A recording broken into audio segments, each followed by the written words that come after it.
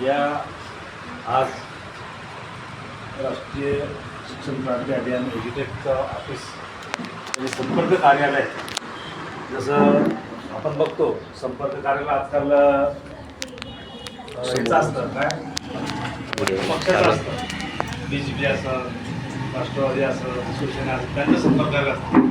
परंतु ते काळे सर आणि सिल्लोडचे टीम निर्माताई शिंदे सर, गुडके सर यांनी फार छान उपक्रम केला. काय असतं इथं कोणीतरी आता मी आता 2 मिनिटं बाहेर उभं राहिलो, जाणारे येणारे बघत होते हे काय आहे, हे काय आहे, म्हणजे ते विचारतात. आता मी इथं 2 मिनिटं याच्याकडे गेलो होतो बाजूवाल्याकडे, ते म्हणजे कशाचं ऑफिस उघडलं त्यांना माहीत नाही, पण त्यांना सांगितलं मला असं असं एज्युकेशनचं आहे, म्हटलं तुम्ही एकटी व्हिजिट द्या तिथं तुम्हाला समजून जाईल.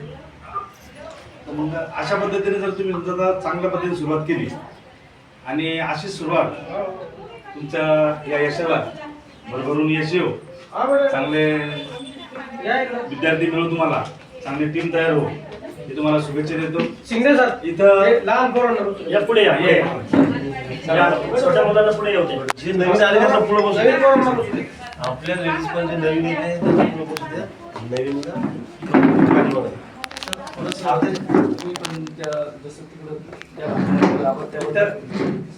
कोणा घेतले रे ऍडमिशन? काय तुझं ऍडमिशन झालेलं आहे? कोणाकोणाच झालेलं आहे? तुझं ऍडमिशन झालेलं आहे? ज्यांना ऍडमिशन झालं त्याचं वर आहात का? वर आहात का?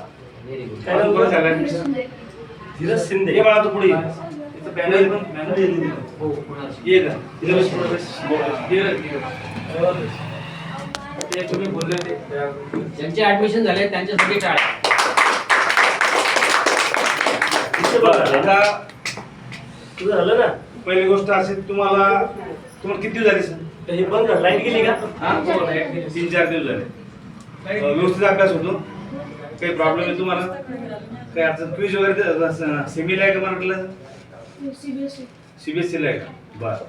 तर तुम्ही सरांशी संपर्क साधा. जागा द्या. ती माहिती कोण तुम्हाला? थोडंसं मागं पुढे ऍडजस्ट करा. पुढे या त्यांना. तुम्ही मॅडम तुम्ही पाठीमागे या. नवीन लोकांना समोर बसू द्या. या करा. नाही मॅडम, या समोर.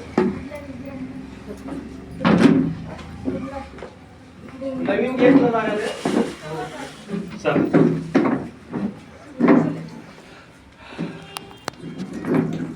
यांचा परिचय तुम्हाला आहे का? आहे ना? कोण आहे? सोनूने सर, बरोबर. हे तुमच्यासाठी फार महत्वाचा पार्ट आहे. तुम्हाला काही इमर्जन्सी प्रॉब्लेम आला, तुमचं ॲप चाललं नाही, तुम्हाला काही मेसेज नाही आला, तुमचं ॲप ओपन झालं नाही, काही नाही, तर लगेच ताबडतोब यांना संपर्क साधायचा, बरोबर. आणि काही तुमचं प्रॉब्लेम्स असलं तर ते तुम्हाला वेळोवेळी मेसेज त्यांनी तुम्हाला ग्रुपला ऍड केला सर, बरोबर. स्टुडंट ग्रुपला स्टुडंट तुम्ही यांना ऍड विद्यार्थी केले, यांचे मेसेज बघायचे, कोणी बरोबर? नसेल तर त्यांनी नंबर देऊन सरांना ऍड करून, म्हणजे तुमच्या सरला मॅडमला ते नंबर द्यायचे, ते मला देतील. आणि स्टुडंट ग्रुपमध्ये मी कंटिन्यू मेसेज टाकत असतो की आज काय कुठले अभ्यास आहे, कोणत्या वर्गाला काय आहे, काय मला सिल्लोडमधून इथून पुढे जे ऍडमिशन होईल तो नंबर तुम्हाला ज्या दिवशी ऍडमिशन होईल तो नंबर तुमच्या ग्रुपला Yes. त्याच दिवशी ग्रुपला. तर तुम्हाला रात्रीच्या वेळेस यावं, आपली ती संध्याकाळी मीटिंग असते तेव्हा बऱ्याचदा काय होतं, सगळे येतं, विद्यार्थी हुशार असतात पण त्यांना जॉईन करता येत नाही. पण मी आधीच मेसेज दिलेला असतो, याची लिंक काय आहे, कुठे टच करायचं, काय वाचायचं, कुठून कॉपी करायचं, त्यावेळेस तुम्ही माझ्याशी संपर्क सर्व करा. पहिले ऍपची तुम्हाला सर्वात महत्वाची काळजी, अभ्यास करायचा असला तर तुम्हाला ऍपची सर्व डिटेल माहिती घ्यायची पाहिजे, बरोबर. ऍप मध्ये भरमसाठ शिकण्यासारखे आहे, बरोबर. नुसतं स्कॅन करूनच नुसतं आपला धडाच नाही करायचा, पाठांतर करायचं नाही, प्रश्नोत्तर नाही पाहिजे. त्याच्यामध्ये अजूनही काही भरपूर ज्ञान आहे, स्किल डेव्हलपमेंट सुद्धा आहे त्यामध्ये. ज्या ज्या विद्यार्थ्यांनी ऍडमिशन घेतलंय त्यांनी प्रोफाईल मध्ये जायचं, आपण किती अभ्यास केला आपल्याला स्वतःला कळतं. म्हणजे आपल्या आईवडिलांनी बघून आपल्याला सांगितल्यापेक्षा आईवडिलांसाठी आम्ही एक स्पेशल रिपोर्ट तयार करतोच आहे, ते पण तुम्हाला विचारणार आहे. पण त्याआधी तुम्ही स्वतःच चेक करायचं की कालच्या मागच्या आठवड्यात माझा किती अभ्यास झाला.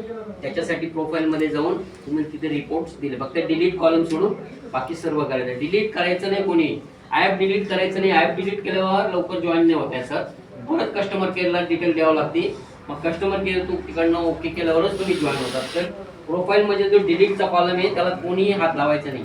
होऊ शकतं एका घरामध्ये 3-3 मोबाईलवरती ऑर्डरना ॲप आहे, तर एकाही मोबाईलचं डिलीट नाही करायचं, तसंच राहू द्यायचं वापरलं नाही तर. आणि वापरायची सिस्टम तुम्हाला सगळ्यांना माहिती आहे, लॉग आउट नाही केलं तरी किती ठिकाणी तुम्ही तुम्ही समजा मावशीकडे गेला तर मावशीची तिथं मावशीचा मोबाईल घेऊन तुम्ही अभ्यास करू शकता. अशी सगळी सिस्टम आपल्या ॲपमध्ये आहे. कंटिन्यू.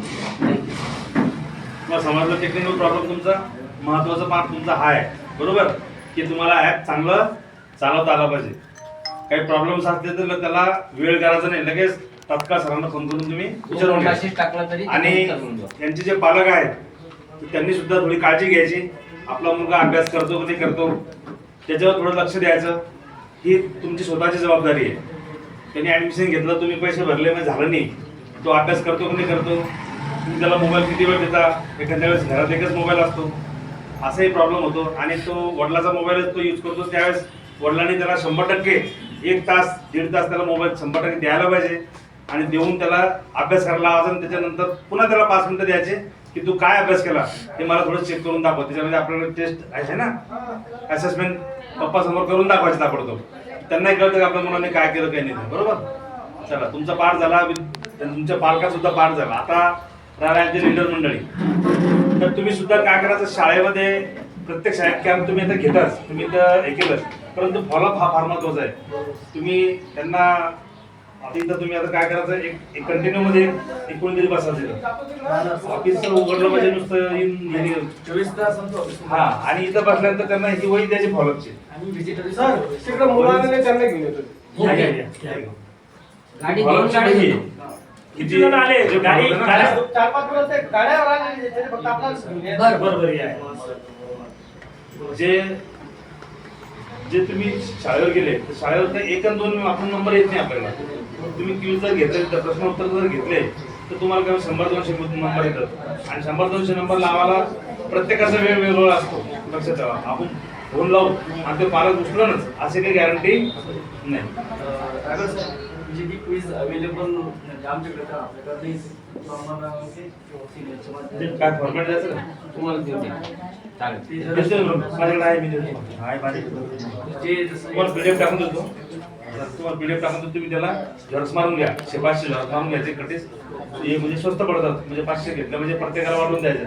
तुम्ही 200 घ्या, त्यांना 200 द्या, 100 द्या, म्हणजे 1 रुपयाला झेरॉक्स गेलं तर झेरॉक्स सगळं पडत नाही. तुम्ही सिंगल केलं तर तुम्हाला 3 रुपये घेऊन दे.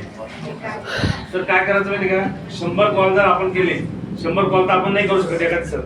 त्याच्याकरता प्रत्येकानं आपापले कॉल रोज इथं बसले की 5-25 कॉल तरी झाले पाहिजे. आणि जे कॉल त्याच्या समोर नावाच्या पुढं नंबराच्या पुढं कॉलम करायचा, की जेणेकरून आपण आता कॉल किती लोकांना केले तर त्यात थोडं टिक करून घ्यायचं, की बा आपण 10 लोकांना कॉल केले, 15 लोकांना कॉल केले.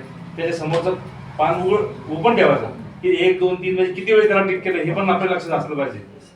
त्या 2 गोष्टी लक्षात ठेवायच्या. आणि फॉलोअप जितकं घेसाल तेवढा चांगला. आता आम्ही काल इरला या गावी शाळेमध्ये आम्ही व्हिजिट केली, त्यांना पेपर घेतले, तर तिथं फॉलोअप घेतला 25 लोकांचा. हालाकी आमच्याकडे समजा 50 लोक आले होते, 25लाच फॉलोअप घेतला, तर त्यातले 6 पालक तयार झाले की आम्ही ऍडमिशन करतो. हा, 6 पालकांनी त्यांनी किती व्हिजिट केल्या, आमच्या पाठीमागच शाळेमध्ये व्हिजिट केल्या. आणि त्यांनी सांगितलं की आम्हाला हे करायचं. पण मी तिथं लगेच शाळेमध्ये व्हिजिट केली, ताबडतोब दुसऱ्या दिवशी न सरांना सांगतात ते म्हणे आमच्याकडे पालक येऊन गेले. तर मी लगेच त्या गावात गेलो आणि ते पालकाशी संपर्क साधून आता उद्या त्यांचे ऍडमिशन करायचे. त्यांना सांगितलं, म्हणलं आता शेतकऱ्याचे वेगवेगळा दिवस असते, त्यामुळे ते लगेच शेतात गेले होते. त्यांना सांगितलं सोमवारला मी तुम्हाला पूर्ण वेळ देतो, सोमवारला दिवसभरात काय ते तुम्ही पेमेंट वगैरे तयार करून ठेवा. म्हणजे अशा पद्धतीचं लगेच त्याच्या मागे लागायचं नाही, दे पैसे. पण ते कसं होतं, त्याच्याकडे पैसे राहत नाही आणि मग तुम्ही ते मागे लागले मुख्य वेळ दाखवून ते म्हणतो नाही घेतलं पुरतं आम्हाला. असं बी नाही व्हायला पाहिजे. आपला कस्टमर गेला नाही पाहिजे. पाठपुरावा करायचा फक्त, की मग सर मग केव्हा वेळ आहे काय, अशा पद्धतीने थोडं व्यवस्थित फॉलोअप घ्यायचा आणि व्यवस्थित तुमचा मार्गक्रमण. आणि जास्तीत जास्त एज्युकेटेड लोक जर समजा विद्यार्थी आहे, सुशिक्षित बेरोजगार, यांच्याकडे थोडं भर द्यायचा. तिथे इंग्लिश मिडियम शाळा आहे, त्या इंग्लिश मिडियम शाळेमध्ये जे लोक 10,000-5,000 काम करतात. आता मी बऱ्याच ठिकाणी बघितलं इथं की दुकानावर 6,000 मुली 5,000 मुली काम करतात, 12 घंटे काम करतात. मग सांगा तुम्ही 5,000 काय होतं. तुम्ही जायचं त्यांना कन्व्हिन्स करायचं. सहज आता एखाद्या दुकानात गेले तिथं मुलगी दिसली की विचारायला काय करते, किती शिकेले, काय करी, व्यवस्थित बोलायचं आणि तिला काय पगार भेटते. मग तिला कन्व्हिन्स करायचं आणि तिला नंबर घ्यायचा, द्यायचा आपला नंबर, आणि ती नंतर तिचा फॉलोअप घ्यायचा. आणि तिथून त्यांना आपल्या बिझनेसमध्ये कसं उतरतं ते पाहून घ्यायचं. कारण ते जर त्यांना आपण आपल्या पद्धतीने जर सांगितलं की तुम्हाला हे 5 पेक्षा तुम्हाला इकडे 50,000 येऊ शकतात, तुम्ही चांगलं बघ आज तुम्ही 12 घंटे करता, तुम्ही 2-3च घंटे काम करा तर तुम्हाला एवढे पैसे येऊ शकतात. असं आपण जर त्यांना व्यवस्थित मार्गदर्शन केलं तर तुम्हाला जास्त काही त्रास होणार नाही आणि पटापट तुमची जॉईनिंग होऊन जाते. धन्यवाद.